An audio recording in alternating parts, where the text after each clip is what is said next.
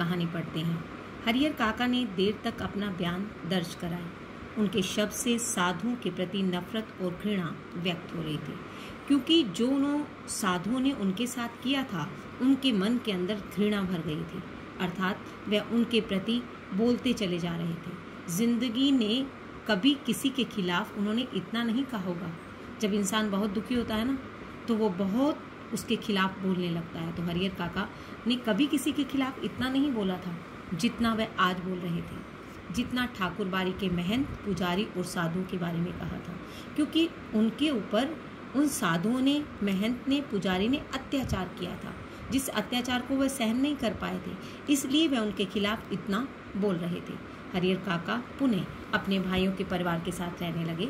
इस बार उन्हें दलान पर नहीं, घर के अंदर रखा गया, अर्थात अब उनकी सेफ्टी का ध्यान रखा गया। आंगन में पहले सोते थे, अब उनको अंदर रखा गया, किसी बहुमूल्य वस्तु की तरह संजोकर और छिपाकर, अर्थात एक बहुमूल्य वस्तु बन गई थी, क्योंकि उनके पास संपत्ति थी, इसलिए उन्होंने क्या किया, उन्हें छिपा कर रखा, संजोकर, जोड़ कर रखा।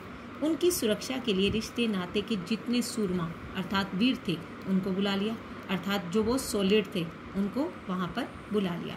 हथियार जुटा दिए गए, 24 घंटे पहरे दिए जाने लगे। अगर किसी आवश्यक कार्यवश काका घर से बाहर निकलते तो 4-5 की संख्या में हथियारों के लोग उनके आगे पीछे रहते थे। अगर हरिहर काका को घर से बाहर निकलना पड़ता तो 4-5 लोग उनके साथ हथियार लेकर निकलते, अर्थात अब वह उनके लिए एक इम्पोर्टेंट वस्तु बन गई थी। बच्चे, इंसान नहीं था, वस्तु बन गई थी। और रात में चारों तरफ से वे घेर कर सोते थे। भाइयों ने ड्यूटी बांध ली, आधे लोग सोते तो आधे लोग जाकर पहरा देते रहते थे। अब यहाँ ये बात पता लगती है कि इंसान कितना स्वार्थी है। उस संपत्ति को प्राप्त करने के लिए इस इंसान का ध्यान रख रहा है, इसलिए नहीं कि वो भाई है इसलिए ध्यान रख रहा है। यहाँ हमें स्वार्थ स्पष्ट रूप से झलकता हुआ दिखाई दे रहा है कि उनके भाई कितने स्वार्थी थे। इधर ठाकुर बाड़ी का दृश्य भी बदल गया। एक और खूंखार लोग ठाकुर बाड़ी में आ गए। अब वो महंत पीछे रहने वाला थोड़ी था, वो बहुत खूंखार लोग जो बहुत डरावने थे, जो बहुत जोश वाले थे, उन लोगों को ठाकुर बाड़ी में ले आया। उन्हें देखकर ही डर लगता था। गांव के बच्चों ने ठाकुर बाड़ी में जाना बंद कर दिया। पहले वहाँ खेलते थे, लेकिन उन्होंने वहाँ पर जाना बंद कर दिया। अब वह धर्म का स्थान क्या बन गया। अब ऐसे लगा कि वहाँ पर डाकू लोग रहते हैं। वहाँ पर जाने से बच्चे डरने लगे। हरिहर काका को लेकर गांव प्रारंभ में ही 2 वर्गों में बढ़ चुका था। इस नई घटना को लेकर दोनों तरफ प्रतिक्रियाएं व्यक्त की जाने लगी। पहले ही लोग कहते थे, एक कहता था कि भाई को जमीन देनी चाहिए, एक कहता था कि ठाकुर बाड़ी को देना चाहिए। अब ये जो घटना हुई, जहाँ अपहरण हुआ, तो यहाँ पर जो गांव था वो 2 भागों के अंदर बंट गया। अब लोग क्या क्या कहते हैं इसके बारे में आगे पढ़ते हैं। और अब हरिहर काका एक सीधे साधे और भोले किसान की अपेक्षा चतुर और ज्ञानी हो चले थे। अब हरिहर काका को अनुभव तेज हो गया था। अब वे सब कुछ देख चुके थे और अनुभव से जान चुके थे कि लोग क्या चाहते हैं, किससे, मुझसे। वे महसूस करने लगे थे कि उनके भाई अचानक उनका जो आदर और सम्मान और सुरक्षा प्रदान करने लगे हैं, उनकी वजह उन लोगों के साथ उनका सगे भाई का संबंध नहीं है बच्चे, बल्कि उनकी जायदाद है। हमने पहले ही इस बात को डिस्कस किया कि अब वे इस बात को समझने लगे थे कि उनका मेरे साथ संबंध नहीं है, उनका मेरी संपत्ति के साथ संबंध है, इसलिए वह मेरी सुरक्षा कर रहे हैं।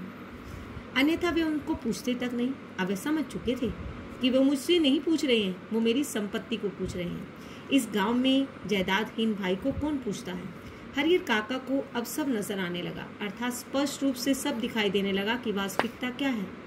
यथार्थ अर्थात सच उन्हें दिखाई देने लगा। वे अपनी आंखों से ये सच देखने लगे कि महंत का सच क्या है और भाइयों का सच क्या है। महंत की चिकनी चुपड़ी बातों के भीतर की सच्चाई भी अब जान गए थे। जो महंत ने किया वह भूल नहीं सकते थे, और उसकी चिकनी चुपड़ी बातों की जो सच्चाई थी उनके सामने आ गई थी। ठाकुर जी के नाम पर वह अपना और अपने साधुओं का पेट पालना चाहते थे। अब उनकी बात समझ में आ गई थी।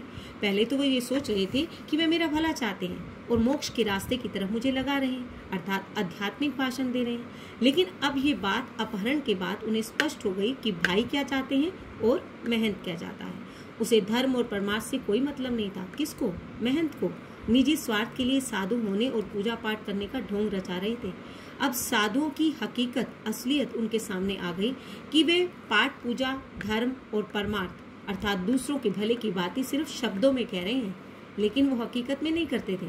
सिर्फ अपने पेट को पालने के लिए अर्थात अपने स्वार्थ के लिए वे उनकी जमीन को हथियाना चाहते थे। साधु के बाने में महंत, पुजारी और उनके अन्य सहयोगी लोभी, लालची और कुकर्मी हैं। अब किस किस वर्ग में कौन कौन से लोग हैं इसके बारे में बताया गया।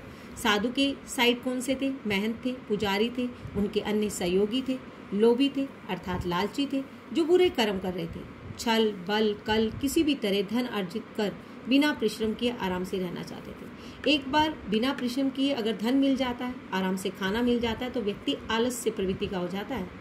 अब यही साधु संतों के साथ हो रहा था और आराम से खाना मिल रहा था, तो बिना परिश्रम किए जब पैसा मिलता है ना, तो वो क्या कर रहे थे कि बिना परिश्रम किए ही पैसा मिल जाए अर्थात हरिहर काका की संपत्ति को हथियाना चाहते थे।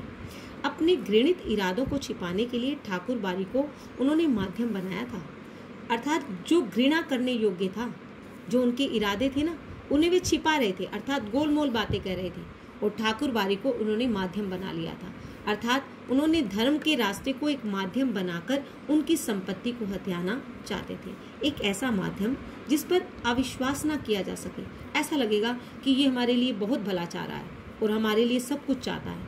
लेकिन इस बात के अंदर जो बात छिपी थी अब हरिहर काका को समझ में आ गई। इसलिए हरिहर काका के मन में तय कर लिया कि अब महंत को वे अपने पास फटकने नहीं देंगे अर्थात वह अगर मेरे पास भी आएगा तो मैं उसे साथ में नहीं आने दूंगा। साथ ही अपनी जिंदगी में अपनी जायदाद भाइयों को भी नहीं लिखेंगे, अन्यथा वह दूध की मक्खी हो जाएंगे अर्थात जो बिना काम की व्यक्ति होता है ना, उसे निकाल कर फेंक दिया जाता है। लोग निकाल कर फेंक देंगे, कोई उन्हें पूछेगा नहीं, बुढ़ापे का दुख बिताए नहीं बीतेगा।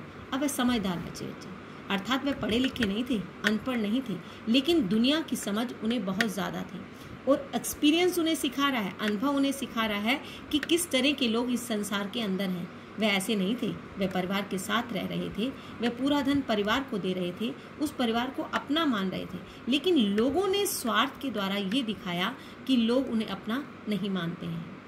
इसलिए इस पैराग्राफ से हमें ये पता लगता है कि व्यक्ति को स्वार्थी नहीं होना चाहिए, लेकिन स्वार्थ जब हद तक पड़ जाता है तो व्यक्ति उसकी हकीकत को समझ जाता है।